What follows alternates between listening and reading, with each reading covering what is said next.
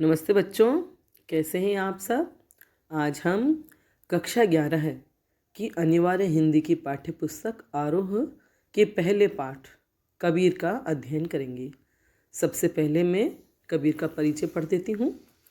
कबीर दास का जन्म सन 1398 में वाराणसी के पास लहरतारा, जो उत्तर प्रदेश में है, वहाँ हुआ। उनकी प्रमुख रचनाएं हैं बीजक, जिसमें साखी, सबद और रमैनी संकलित है। उनकी मृत्यु सन 1518 में बस्ती के निकट मगहर में हुई। कबीर भक्ति काल की निर्गुण धारा के प्रतिनिधि कवि हैं। भक्ति काल की दो धाराएं थी, सैगुण और निर्गुण। निर्गुण धारा की भी दो शाखाएं थी, ज्ञानाश्रयी और प्रेमाश्रयी शाखा। तो कबीरदास ज्ञानाश्रयी शाखा के प्रमुख कवि हैं।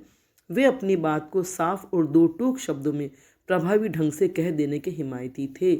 मतलब कोई संकोच या लज्जा नहीं, कोई लिहाज नहीं। जो उनकी बात है, जो वो कहना चाहते हैं, उसे बिल्कुल साफ शब्दों में और दो टूक शब्दों में प्रभावशाली ढंग से कह देने के पक्षपाती थे, हिमायती थे, कह देते थे निडरता से, निर्भयता पूर्वक। बन पड़े तो सीधे सीधे, नहीं तो दरीरा देकर। बन पड़े तो सीधे सीधे अपनी बात कही, नहीं तो दबाव देकर के भी कही और खिंचाई करके भी कही। इसीलिए कबीर को हजारी प्रसाद द्विवेदी ने वाणी का डिक्टेटर कहा है। कबीर के जीवन के बारे में अनेक किंवदंतियाँ प्रचलित है। मतलब अनेक दंत कथाएं प्रचलित है, जो कहीं सुनी जाती है समाज में। जनश्रुति, तरह तरह की कहावतें या दृष्टांत प्रचलित हैं। उन्होंने अपनी विभिन्न कविताओं में खुद को काशी का जुलाहा कहा है। उनकी कई कविताओं में, दोहों में उनके स्वयं के बारे में उन्होंने अपने आप को काशी का जुलाहा बताया है। कबीर के विधिवत साक्षर होने का कोई प्रमाण नहीं मिलता। विधिवत साक्षर होने का मतलब है कहीं विद्यालय में जाकर, पाठशाला में जाकर उन्होंने विधिवत रूप में पढ़ाई नहीं की, जैसे आप और हमने की है। मसी कागद छुयो नहीं, कलम गही नहीं हाथ, जैसी कबीर की पंक्तियां भी इसका प्रमाण देती है कि मसी कागज मैंने उन्होंने शाही और कागज को छुआ नहीं, न उन्होंने कलम अपने हाथों में पकड़ी। बस उन्होंने सब तरफ भ्रमण करके और अच्छे लोगों की, साधु संतों की संगत करके जो ज्ञान सीखा, वही उन्होंने अपने दोहों में, साखियों में, सबद में, सब में कहा है। उन्होंने देशाटन, देशाटन मतलब एक स्थान से दूसरे स्थान पर घूमना, भ्रमण करना, और सत्संग मतलब अच्छे लोगों का संग, सत्संग, सच्चे लोगों का, अच्छे लोगों का, संतों का सत्संग करके उन्होंने ज्ञान प्राप्त किया। किताबी ज्ञान के स्थान पर आंखों देखे सत्य और अनुभव को प्रमुखता दी। मतलब जो उन्होंने आंखों से देखा और जो अपने हृदय से अनुभव किया, उसे ही उन्होंने प्रमुखता दी। उनकी रचनाओं में नाथों, सिद्धों और सूफी संतों की बातों का भी प्रभाव मिलता है, क्योंकि वे इन सब के संपर्क में आए थे।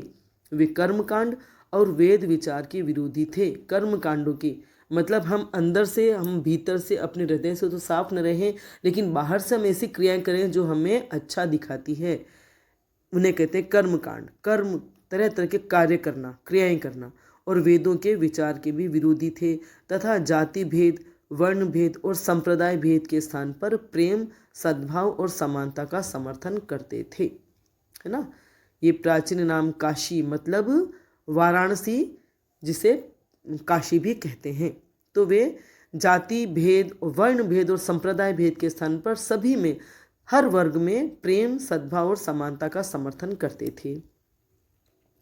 यहाँ प्रस्तुत पहले पद में कबीर ने परमात्मा को सृष्टि के कण कण में देखा है, ज्योति रूप में स्वीकारा है, तथा उसकी व्याप्ति चराचर संसार में दिखाई है। मतलब परमात्मा चर अचर, सजीव निर्जीव पूरे संसार में, सृष्टि में व्याप्त है, समाये हुए हैं। इसी व्याप्ति को अद्वैत सत्ता के रूप में देखते हुए विभिन्न उदाहरणों के द्वारा रचनात्मक अभिव्यक्ति दी है। अद्वैत सत्ता मने जो दो नहीं है, एक है ईश्वर, एक है ईश्वर की सत्ता, एक है। दूसरे पद में कबीर ने बाह्य आडंबरों पर प्रहार किया है।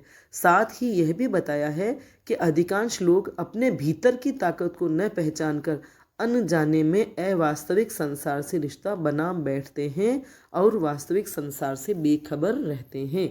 दोनों पद जयदेव सिंह और वासुदेव सिंह द्वारा संकलित, संपादित कबीर वांग्मय खंड 2 सबद से लिए गए हैं। ठीक है, अब पढ़ते हैं हम कविता। कविता माने उनका पद, पहला पद मैं वाचन करती हूँ।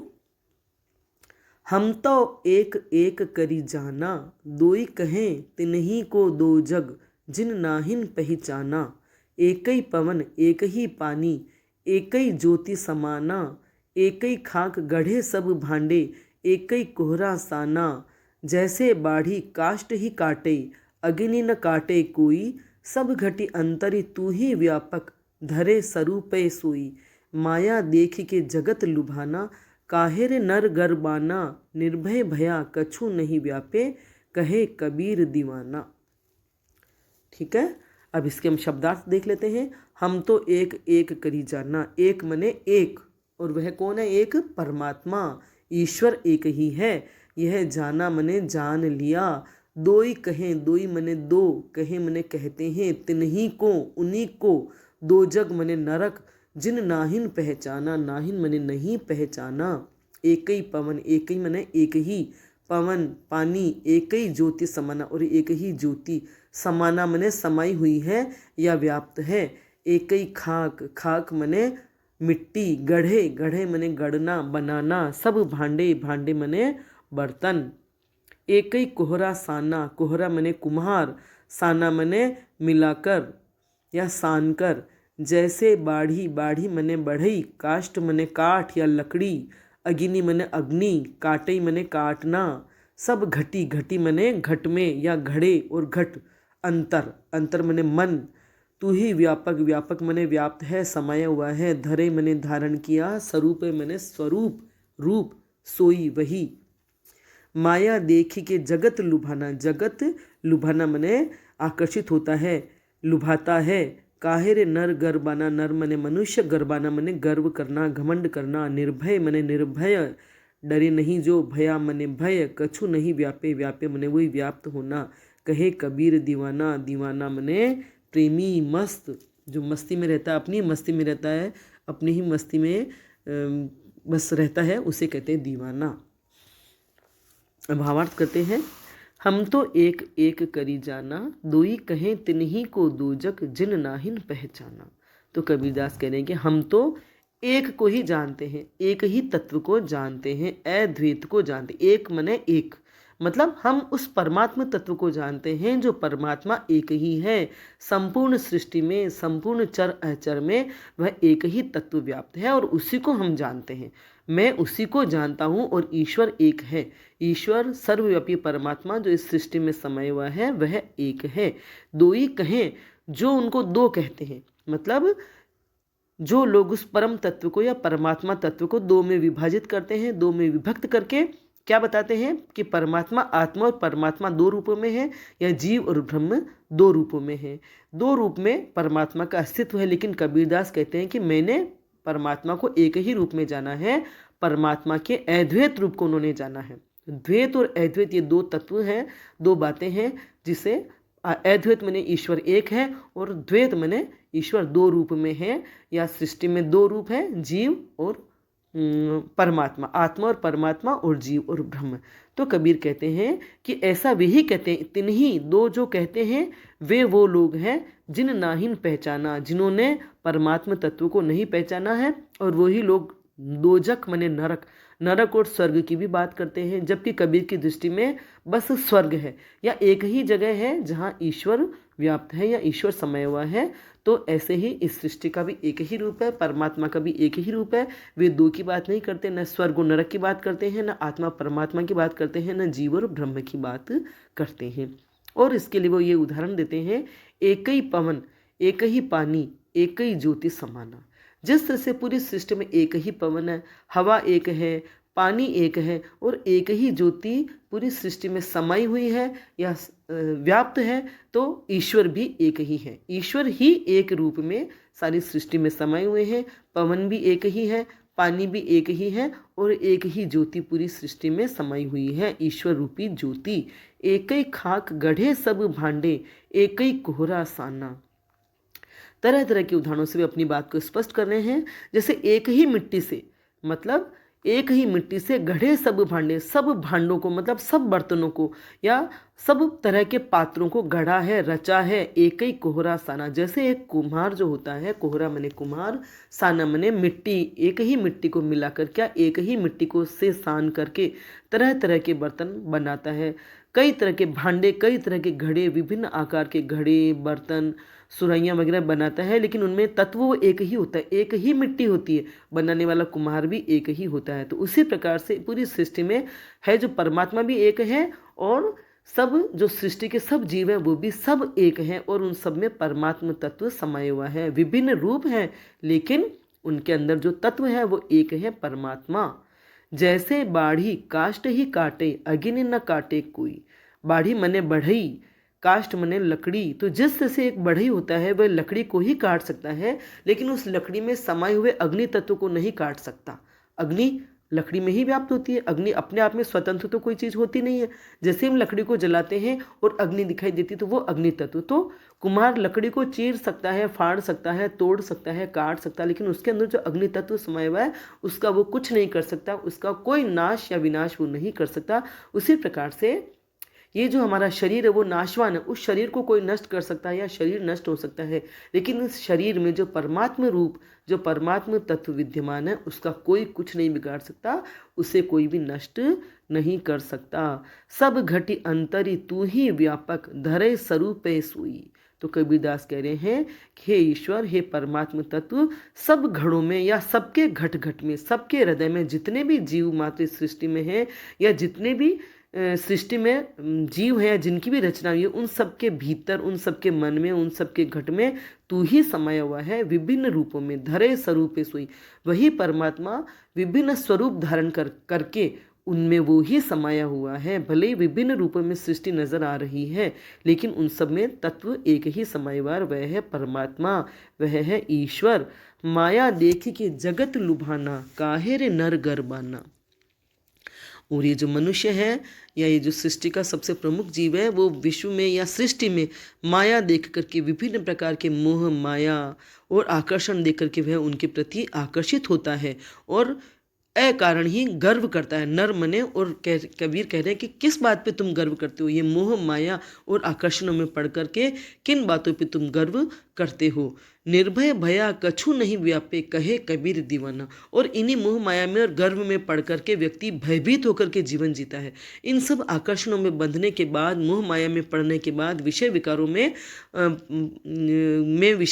पढ़ने के बाद और विभिन्न प्रकार के गर्व करके वह निर्भीक होकर नहीं जीता, बल्कि वह भयभीत होकर के जीता है। और कबीरदास कहते हैं निर्भय भया कछु नहीं व्यापे, कहे कबीर दीवाना।